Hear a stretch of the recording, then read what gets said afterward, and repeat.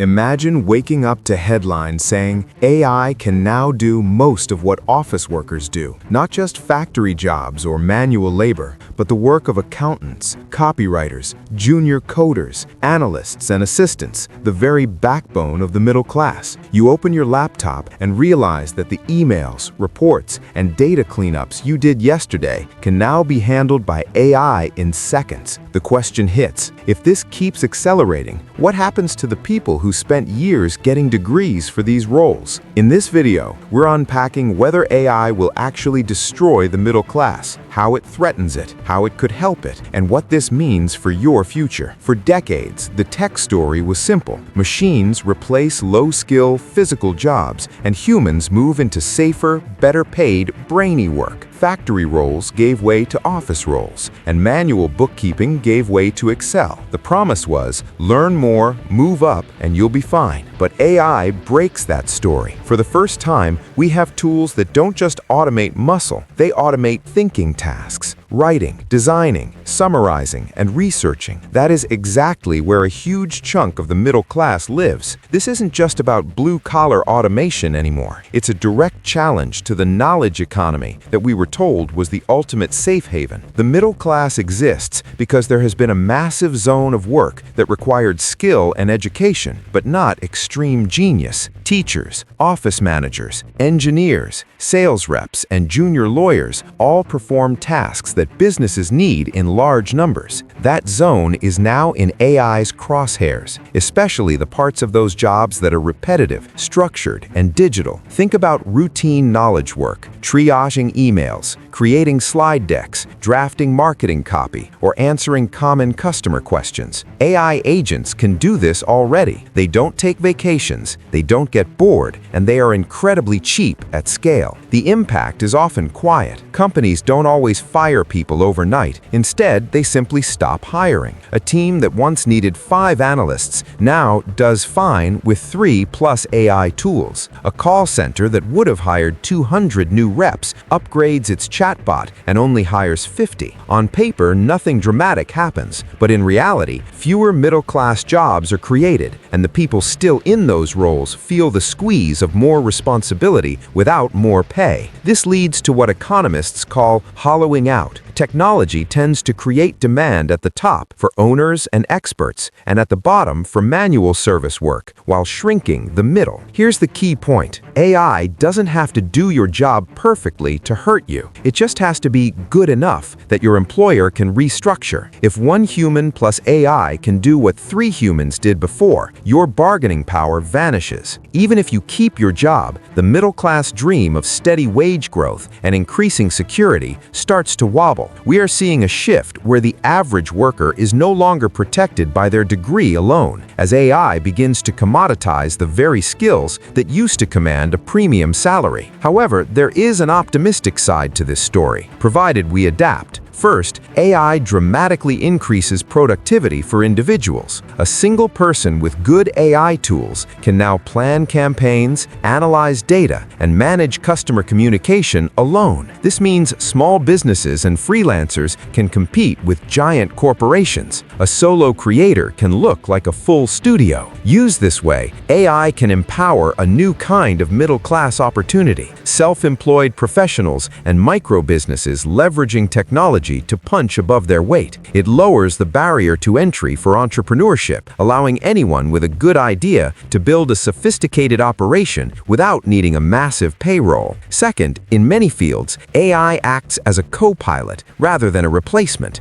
A doctor with AI support can catch rare conditions faster. A teacher can generate personalized exercises for every student. A lawyer can search case law more efficiently. In these cases, the human is still the one who understands context, ethics, and emotion. AI becomes a tool that frees them from drudgery, allowing them to focus on judgment and relationships, the parts of work that are hardest to automate. The value shifts from knowing the answer to knowing which questions to ask and how to apply the results to real-world human problems.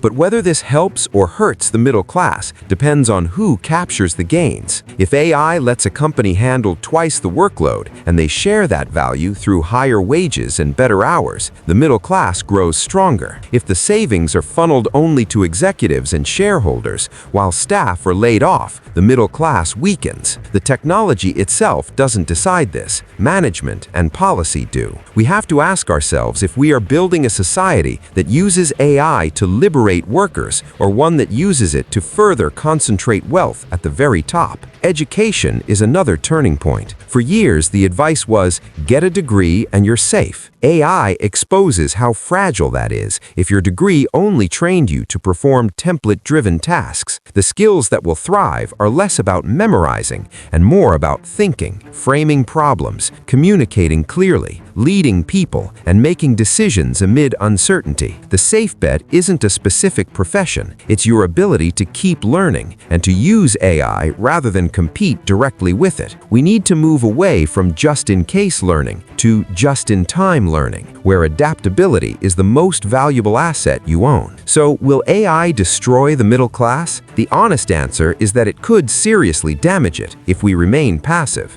If companies use AI mainly to cut labor costs and governments do little to guide the transition, we end up with a smaller middle class and more people juggling unstable work.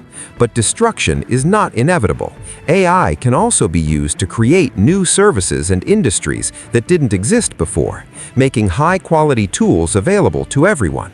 It could lead to a renaissance of specialized, human-centric work that we can't even imagine yet. For you personally, there are practical takeaways. First, don't anchor your future to tasks that are obviously automatable, anything highly repetitive and done entirely on a screen. Lean into the parts of your job that rely on human trust and real-world context. Second, become AI fluent. You don't need to be a programmer, but you should know how to use AI to draft, summarize, and analyze.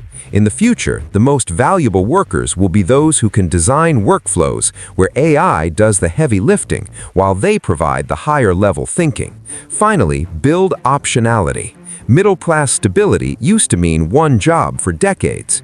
In an AI world, stability comes from having multiple skills and possible income streams. Diversifying your abilities makes you harder to replace. Pay attention to the bigger picture, too. Policy matters. How we tax AI profits and update labor laws will shape whether the middle class survives. AI will almost certainly destroy the old blueprint of the middle class, but it can also lay the groundwork for a new one, built around people who are adaptable and focused on what only humans can do. If this helped you see beyond the scary headlines and into what AI really means for normal working people, hit like so more people can find it. Subscribe for more deep dives into how AI is reshaping work and money. And share this with a friend who's quietly worried their job won't exist in 10 years. AI isn't going away. The question now is whether you use it to level up or let it quietly push you out.